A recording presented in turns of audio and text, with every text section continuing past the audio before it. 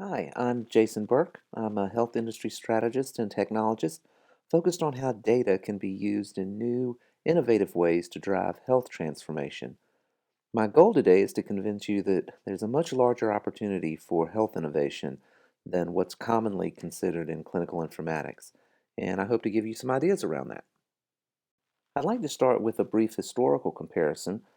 Around 300 BC, a library was established at the port city of Alexandria. And this library was significant in that it was an attempt to collect as much of the world's information as possible at that time. It's believed that travelers through this city actually had to surrender their books and scrolls temporarily so that they could be copied for the library. In healthcare today, we are actually taking on a very similar challenge, though not centralized in one physical place. We are now collecting massive amounts of information that people did not have access to before. And the question now becomes, how do you use all of this information? How do you find it? How do you ensure that you can read and interpret it? And how can you use it to make new kinds of decisions?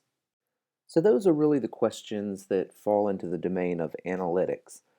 And I'd like to start by asking you to consider how you use analytics today. Do you use them? If you do, are you spending your time looking backward, trying to understand what has been happening, or are you looking ahead, trying to predict and optimize where you're going? My opening and closing statements today really are going to be the same. The road ahead does not look like the road behind. I hope to convince you today, if you need convincing, that the keys to health industry innovation will not be found in simply trying to aggregate and report retrospective views of data collected in systems that reflect an old way of delivering care. We need a different kind of information science in clinical practice and health businesses, an information science that drives data based decision making, an information science that properly orients us to the unique attributes of individual patients, and an information science that acknowledges the current world of technological opportunity that's actually in front of us.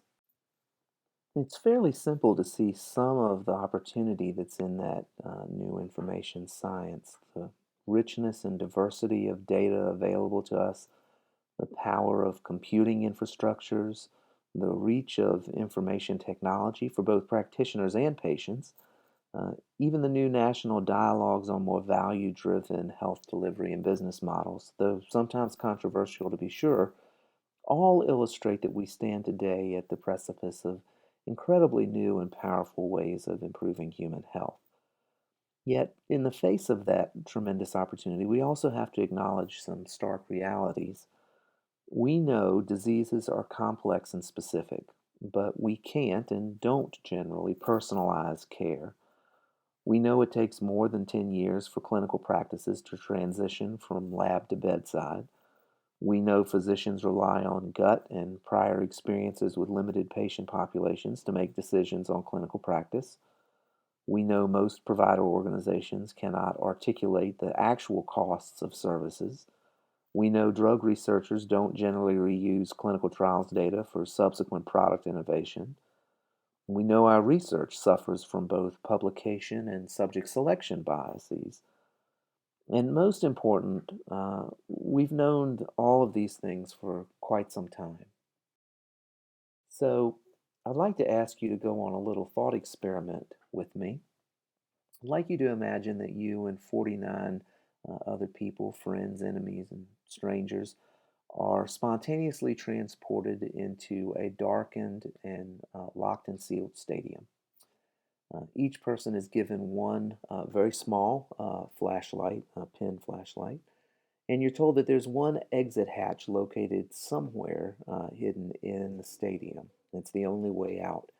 And that hatch is weight activated, so it will require over 5,000 pounds of weight on the top of it before that hatch will actually open. Now, the question is, how long would it take for you and your 49 compatriots to find your way out of that stadium? That scenario is basically where we are in healthcare today. We have thousands of individuals looking in thousands of stadiums for insights with not enough light, without enough coordination. Um, and of course, the secret to solving this puzzle is in acknowledging really that you need three things in order to emerge from the dark.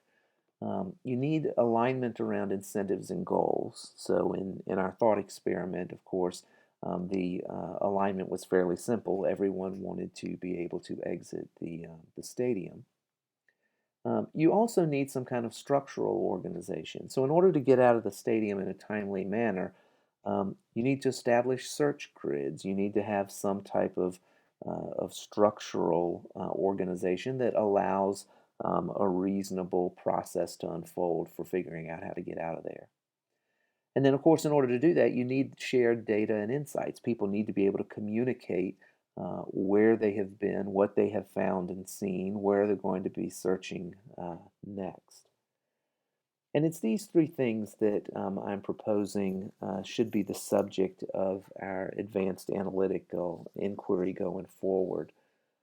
The concept of convergence has been around in the industry for quite some time, and if you're not familiar with it, our stadium example points to this concept.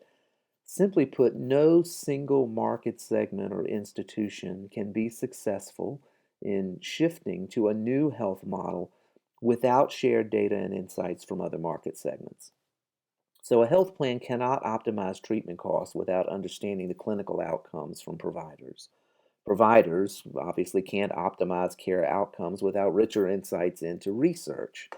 Researchers can't develop more tailored therapeutics without richer insights from patients. So, if you want to transform healthcare, you're going to have to share data and insights. We are all in this dark stadium together, and health analytics gives us an opportunity to collaborate around that.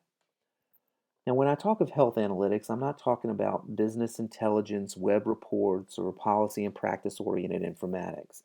I'm speaking very specifically about advanced analytical methods that capture and interpret the interdependencies that we all know exist between clinical, financial, operational, and individual perspectives. And I'm talking about mathematical and statistical techniques that do not just focus on describing what has happened in the past. Rather, I'm talking about how to model, predict, and optimize the future. So, things like predictive modeling, simulation, data mining, forecasting, optimization, just to name a few. We don't just want to know what happened over the past 6 months. We want to know what is the best thing that can happen in the next 6 months, and how do we get to that? Now, the world of health analytics is a world rich in opportunities, and I won't bore you with going into all of the different areas advanced analytics can impact modern health enterprises. What I would call to your attention, though, is that most of the analytical applications that you can conceptualize can be seen on a continuum somewhere between business analytics and clinical analytics. Now, the closer you are to the extremes, the easier it is to address those analytical questions. So we all know and feel reasonably comfortable in doing things like financial reporting or understanding how to do profitability analysis or even standard research analyses for clinical trials or clinical performance management. But as you move towards the center, as you try to link clinical and business issues together, that's where the challenges get more significant. What I would like to do is share with you a few specific examples of how health analytics, as I've characterized it here, so predictive, personalized, using a broader palette of data, can actually produce some real benefits. Now, one example is NCB Prepared, the National Collaborative for Biopreparedness.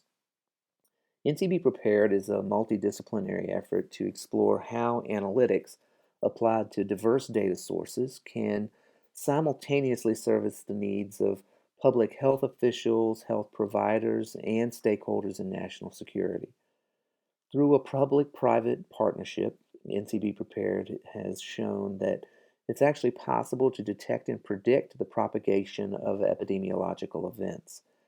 In this particular case, you can see in the scatter plot here that by using advanced analytics on an integrated set of health and social media data, NCB Prepared could have predicted the spread of a norovirus outbreak up to 6 weeks ahead of its peak incidence. And such predictive power would obviously have provided opportunities for public awareness campaigns, dramatically stronger responder readiness, including providers and even retailers who might want to stock additional products to address the outbreak.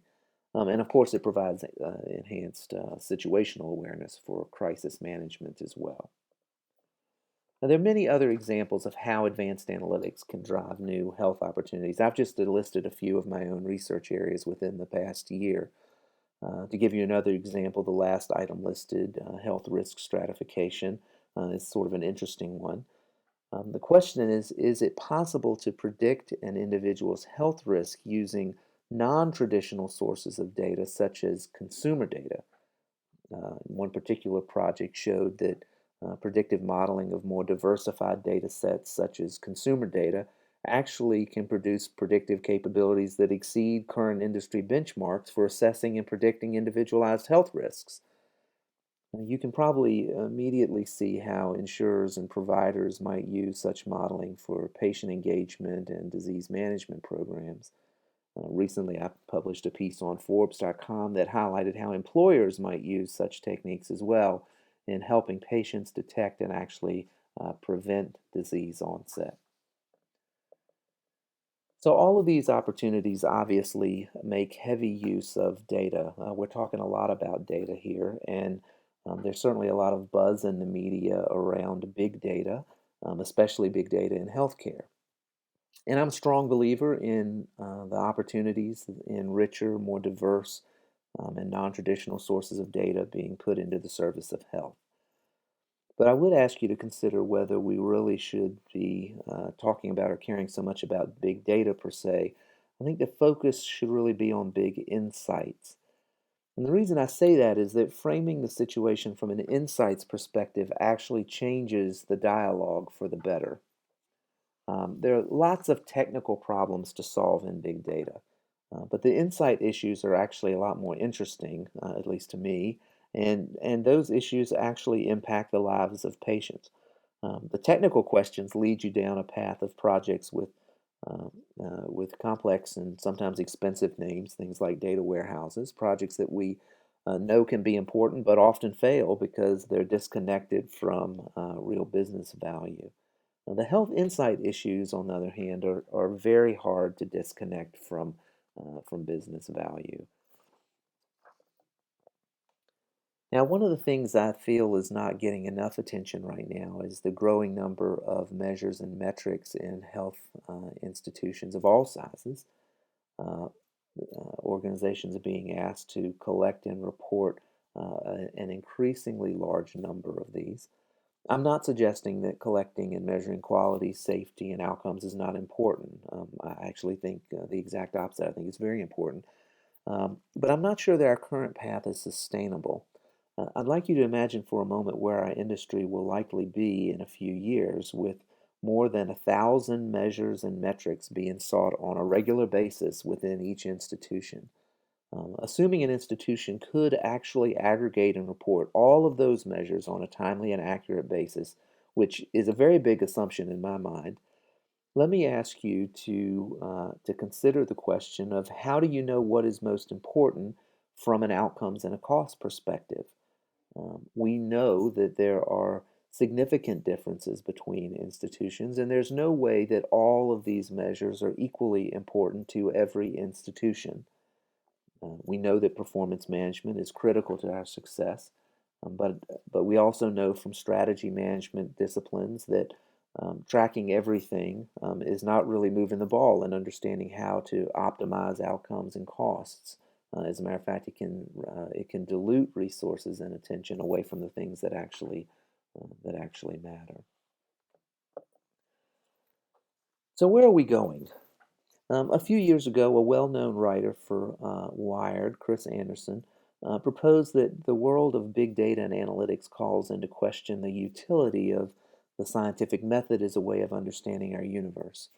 Now, I'm a cognitive neuroscientist by training, so I can't go all the way to the extreme with that particular view. But I will tell you this, the scientific method is not the only way of growing our understanding of the world around us.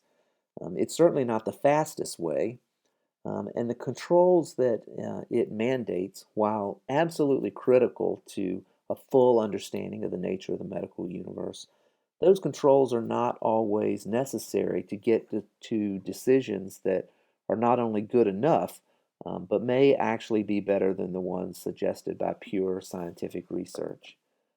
The modern world of health information technology and data really allows us to reorder the traditional hypothesis driven model of clinical science by observing the natural patterns that emerge across diverse patient populations.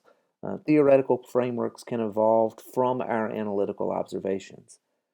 The role of controlled empirical studies will absolutely always exist. In this new worldview, they may actually become more important than they are today.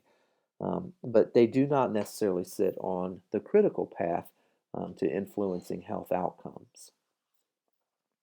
An example of how this approach might work is in the area of health outcomes analysis. I call this model the patients like this one model. In this approach, a practitioner through a software interface is able to ask an analytical application to model clinical outcomes not based on published clinical studies per se, but by describing the individual aspects of the particular patient in question. In other words, to make the best care decisions, I don't really want to know what happens to patients in general. I'd like to know that, but I also want to know what happens with patients that look like this particular patient in terms of age, demographics, comorbidities, drug regimens, etc. The predictive algorithms can be applied across large research patient populations, and research practitioners and physicians can iteratively refine patient and treatment options to explore different clinical implications. And consider that we used to conceptualize a medical debate around whether we practice the science of medicine, usually characterized by understanding groups of patients, or whether we practice the art of medicine through skilled practitioners whose instinct would often lead to potentially different decisions. Today, that we know that the distinction between individual and population health is actually mediated by genotypic and phenotypic dimensions. In short, you can't effectively treat someone simply by looking at population dynamics or simply by looking at individual traits or genetic profiles or behavioral forces. The answer lies in the multivariate optimization of many different dimensions associated with that particular patient. So I'd like to close with one more comparison. The picture you see here is of a work of art being created by Buddhist monks out of sand. The monks spend many, many hours on the floor collaboratively building these incredibly elaborate and intricate depictions of the world around us. A person could spend hours looking at these and never grasp all of the richness that this group of people collaboratively created together. Now, when they are done, the monks take brooms and they sweep all of the sand away. They don't preserve these works of art at all. And unfortunately, today we often do the exact same thing with analytics. We spin up a project, we get an answer, and then we typically throw the work away. We don't reuse the analytical assets and the data assets that are created in support of that. And that's not really sustainable in terms of health transformation. So, as an industry, we need to acknowledge three things. One, the speed, volume, diversity, and complexity of medically relevant information is just beyond the capacity of individual human beings. We need to look to technology to assist us in making these kinds of decisions. Two, the big insights won't just come from software. They're going to come through collaboration around shared analysis, shared incentives, and shared decision making that we need to put in place. And third, these insights need to be prospective, not just retrospective. And that switch actually represents new enterprise capabilities for most health organizations today. So this is our way out of the dark stadium. This is why the road ahead does not look like the road behind. Thanks so much.